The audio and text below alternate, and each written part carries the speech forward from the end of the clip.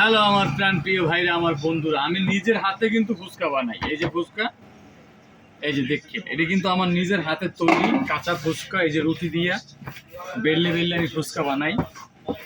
তবে একটু পরেই আমি চুলায় ভাজবো, লাগতে চুলায়। আমার নিজের হাতের ফুচকা যারা খাইবেন দ্রুতভাবে চলে যাবেন। যারা দূরে আছেন বাইরে, আমার প্রবাসী চাচারা, ভিডিওটা আমার লাইক শেয়ার কমেন্ট করে দেবেন, সব জায়গার জন্য ছড়াইয়া যায়। হ্যাঁ, এরকম অরিজিনাল ফুচকা সারা বাংলাদেশে আপনারা কোথাও পাইবেন না, একমাত্র আমি ছাড়া।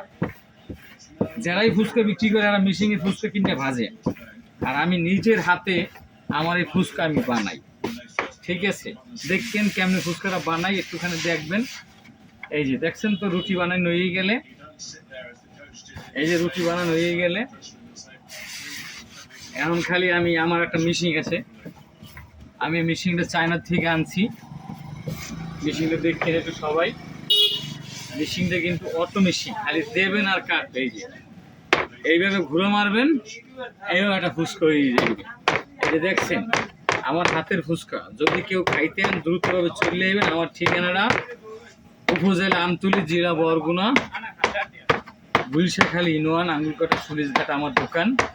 তাজা ফুচকা খাইতে বিকেলে চলে যাবেন। প্রাণ প্রিয় ভাইরা, আমার বন্ধুরা, স্টপ করো, কাট।